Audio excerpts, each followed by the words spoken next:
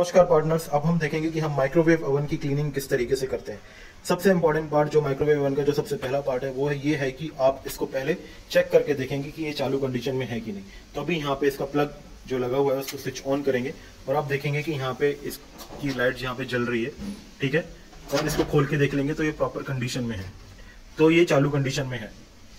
अब इसको प्लग को हटा देंगे, स्विच बंद कर देंगे, ठीक है।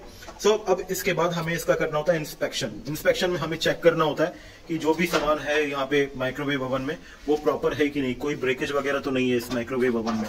ये सब हमें अच्छे से चेक करना होता है। आप देख रहे हैं ये प्लेट वगैरह काफी अच्छे से है, मतलब इसमें कोई ब्रेकेज वगैरह नहीं है। अंदर के भी एरिया में हमें कहीं पे भी कोई निशान या फिर कोई स्क्रैचेस हमें नहीं दिख रहे हैं। हमें यहाँ पे भी कोई स्क्रैचेस निशान वगैरह नहीं दिख रहा है, ना ही माइक्रोवेव ओवन के चारों तरफ, मतलब ये एकदम सही है, इसमें कोई भी स्क्रैचेस वगैरह निशान वगैरह नहीं है।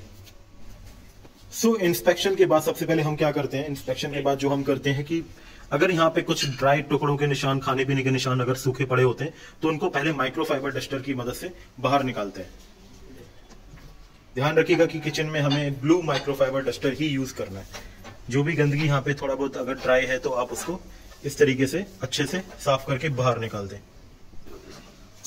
तो जो भी अंदर का पार्ट है ना उसको पहले माइक्रोवेव ओवन को पहले हटा देते हैं। फिर उसके बाद अब आपको क्या करना है, आपको यहाँ पे केमिकल से क्लीन करना है, ठीक है। अब आप ध्यान देंगे, अगर यहाँ पे तेल वगैरह के निशान बने हुए हैं तो आप स्वाइप प्रो किचन डिग्रीजर या फिर सुमा ग्रिल का इस्तेमाल करेंगे। अगर नॉर्मल स्टेन्स हैं तो आप सुमा मल्टी का इस्तेमाल कर सकते हैं। एक चीज का ध्यान रखिएगा कि आपको केमिकल स्क्रबर में स्प्रे करना है, ना कि डायरेक्टली आपको माइक्रोवेव ओवन में। आप हमेशा स्क्रबर में स्प्रे करें और फिर स्क्रबर करें। तो आप देख रहे हैं यहाँ पे हम सॉफ्ट स्क्रबर का यूज कर रहे हैं। अगर वहां पे आपको थोड़ा हार्ड स्टेन मिल जाता है जो सॉफ्ट स्क्रबर मतलब स्पंज से नहीं जाता है, तो आप वहां पे ग्रीन वाला स्क्रबर मतलब जो उसका पीछे वाला पार्ट है वो यूज कर सकते हैं।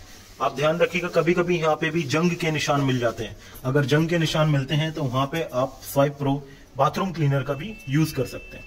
सो अब आपने देखा यहाँ पे हमने अच्छे से अंदर वाला पार्ट पहले स्क्रबर किया, ठीक है। स्क्रबिंग करने के बाद अब उसको ब्लू माइक्रोफाइबर क्लॉथ से हमें अच्छे से वाइप करना है।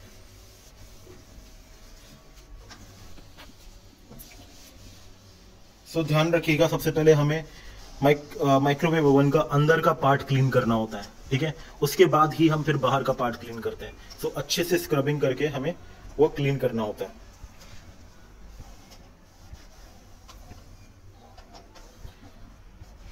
यहाँ पे देखिए कि यहाँ पे थोड़ा गंदगी जम जाती है इस एरिया में, तो यहाँ पे आप ग्राउट ब्रश का इस्तेमाल कर सकते हैं। तो इस तरीके से हम ग्राउट ब्रश का यूज करते हैं अगर कोई कॉर्नर में दाग लगा हुआ है, ठीक है। तो आप देखेंगे हमने ऐसे ग्राउट ब्रश को स्क्रबर में दबाया और जो भी दाग यहाँ पे कॉर्नर में लगे हुए हैं उन दागों को अच्छे से निकालें, ठीक है। ध्यान रखिएगा यहाँ पे नॉर्मल वाले ग्राउट ब्रश का यूज करना है, प्लास्टिक वाले ग्राउट ब्रश का, हार्ड वाले ग्राउट ब्रश का यूज नहीं करना है। और फिर उसको माइक्रोफाइबर क्लॉथ से हमें पोंछ देना है।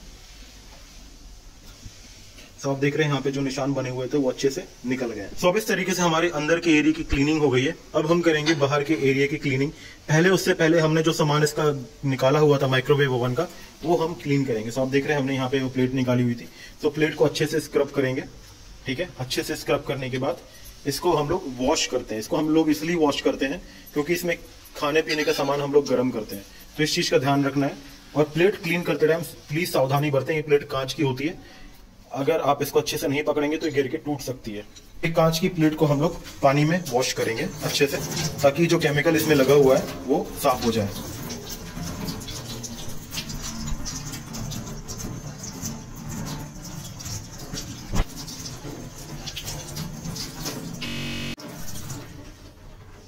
अब इसको माइक्रोफाइबर क्लॉथ से हम इसको अच्छे से पोंछ देंगे।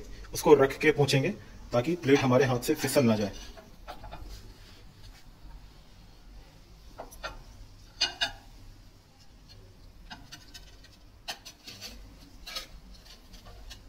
सो अब जो सामान हमने निकाला था उसको क्लीन करके वापस से हमें फिक्स करना है।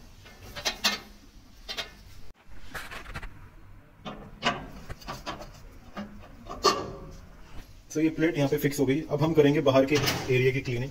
तो बाहर के एरिया में हमें सिंपल से स्क्रबर में स्प्रे करना है और अच्छे से फिर सारा एरिया स्क्रब करना है। हम यहाँ पे ग्रीन वाले स्क्रबर का भी इस्तेमाल करते हैं। ध्यान रखिएगा पूरे हिस्से में नहीं एक साथ स्क्रबिंग करना है। आपने जैसे ऊपर वाले हिस्से को स्क्रब किया तो आपको क्या करना है, उसके बाद माइक्रोफाइबर से हमें वो एरिया तुरंत ही हमें वाइप कर देना है। क्योंकि अगर हम पूरे एरिया में अगर अच्छे से स्क्रब करेंगे और फिर बाद में वाइप करेंगे तो इससे क्या होगा, जहां पे हमने सबसे पहले स्क्रब किया वो एरिया वापस से सूख जाएगा और वहां पे दाग बन जाएगा। तो इस चीज का ध्यान देना है कि बारी बारी से हमें एरिया स्क्रब करना है और उसी हिसाब से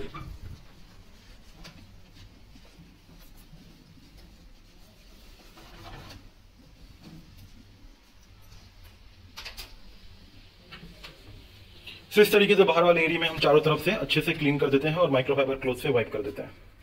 तो इस तरीके से हम एक माइक्रोवेव ओवन की क्लीनिंग करते हैं।